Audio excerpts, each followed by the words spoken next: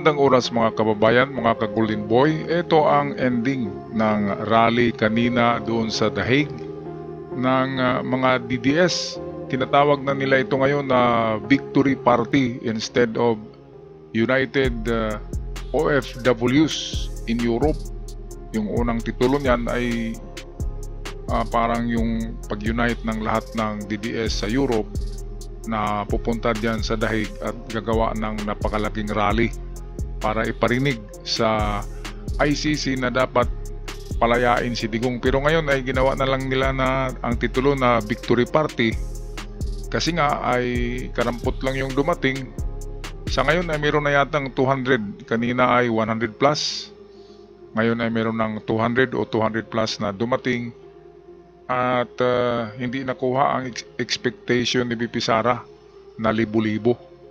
Kaya dito ay umamin si Robin Padilla, si Robin Uod, ay umamin na hindi kontrolado ng gobyerno ng Pilipinas, hindi kontrolado ni PBBM ang pangyayari diyan sa ICC, kundi kontrolado na ito ng European, which is ICC or International Criminal Court. Kaya narito ang video courtesy sa atin ng Bilyonaryo Channel, atin panoorin na. Present sa Victory Party sina dating Presidential Spokesperson Harry Roque at dating Executive Secretary Salvador Medaldea. Hiling ni Senator Robin Padilla sa mga taga-suporta, tulungan silang ipaliwanag sa kanilang mga European employer, lalo na sa Netherlands na si dating Pangulong Rodrigo Duterte isang mabuting ama ng Pilipinas. Wala na sa kamay ng Pilipinas kung mapapauwi si Digong. Wala na sa kamay ng Pilipinas.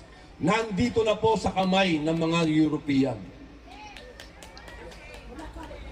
Kaya, ipaliwanag niyo po sa kanila kung paano ang suporta nilang binibigay sa mga Palestino.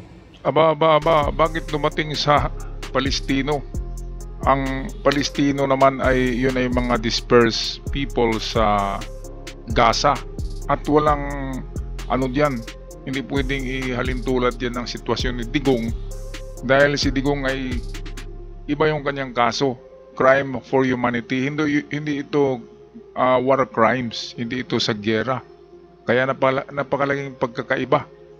Si Digong ay personal ang kanyang laban tungkol sa tukhang, personalan yun. Tungkol yun sa kanyang negosyo at ng mga inchik. Tungkol yun sa droga.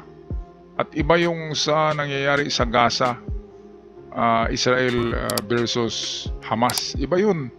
Iba yung mga dispersed Palestine. Yun yung mga kawawa. Kasi hindi yun ang kalaban ng Israel.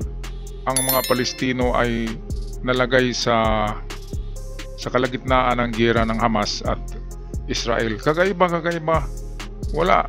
Hindi dapat ihalin tulad ni Robin Uod ang pangyayari sa Gaza sa mga Palestino at nangyayari kay Digong. Nagkakaiba yan.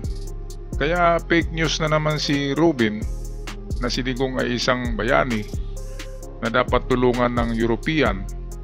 Nagmakaawa Paliwanag daw sa mga employer ng mga OFW dyan na walang kasalanan si Digong, na parang hari lang ito, parang hero, at parang na-frame up lang, ganun ang ipapalabas. Napaka-fake news naman. Nakalimutan yata yung crime against humanity na 30,000 na namatay sa tukhang. Yun ang pag-usapan, hindi yung oo nga, kawawa si Digong dahil nakulong, pero kung pag-usapan yung nabiktima sa tukhang, ay diyan ka magagalit, mga kababayan. Patuloy nga tayo dito sa binubulalas ni Robin Uod. Nagpi-fake news na naman sa Europe ito, umiipal Okay, balikan natin. Dapat ganun din ang ibigay nilang suporta dito sa laban natin kay Digong. Dahil si Digong ay biktima ng masamang publicity, masamang propaganda. Biktima daw si Digong ng masamang propaganda at publicity. Baka si Digong ang nang biktima ng mga Pilipino na biktima sa tukhang, di ba? Ito kasi ang hindi nila binabanggit na si Digong ay ang kaso ay crime against humanity at merong namatay na napakarami. Hindi nila binabanggit yan, palaging binabanggit na kawawa, na kulong. hero daw at publicity, walang kasalanan. Anong walang kasalanan? Kaya nga hinahabol yan ng ICC dahil meron ng impunity. Hindi na yan makontrol ng Pilipinas, si Digong. Merong impunity. Yan, hindi nakakasuhan sa Pilipinas. Kaya tumutulong na ang International Criminal Court sa mga kaso na ganito na merong impunity ang mga presidente na gumagawa ng ganyan, ng katulad ng ganyan, na crime against humanity. Kaya dito, magtapos na tong kanilang programa at walang nangyari. Akala nila merong mangyaring yung parang people's power diyan sa Dahig dahil nagtatawag sila ng buong Europe na pupunta daw sa Dahig para sa ganito. United OFWs parang pagrarally ng mga United OFWs sa Europe na nandyan ngayon sa Dahig. Napakalaki ang gasto niyan. Nag-hire pa sila ng mga banda na hindi naririnig at gumagawa ng mga entablado. Pero ang dumating sa ngayon ay medyo nadagdagan, nasa 200 plus. Pero wala. Kaya hindi sumipot si BP Sara. Kahit si Bato nandyan daw sa Europe pero hindi dumating dahil nakakahiya. Tatayo ka dyan sa entablado, yung katabi mo ay si Butanting lang, si Harry Roque lang at saka si Robin Uod ang nandyan eh. At walang ibang nagsasalita na kilala na malaking pangalan dyan. Ito yung kapatid ni Digong. Sino ba naman yan? Hindi naman yan kilala. Di ba mga kababayan? Kahit nga si Hanilet, wala dyan eh. Si Abansinia at saka yung anak ni Digong na naritukada, wala dyan eh. Kaya medyo palpakis na na movement itong ginawa nila ngayon na rally ay napakapalpakis. Nagpapakita lamang na humihina na ang suporta ng mga DDS sa Europe kay Digong. Kaya ito, tapusin na natin ng video. Emosyonal na nagpasalamat ang nakababatang kapatid ni FPRRD na si Bong Duterte. In behalf of the Duterte family, maraming salamat po sa inyong lahat. Sa Tuesday, bibisitahin ko man siya.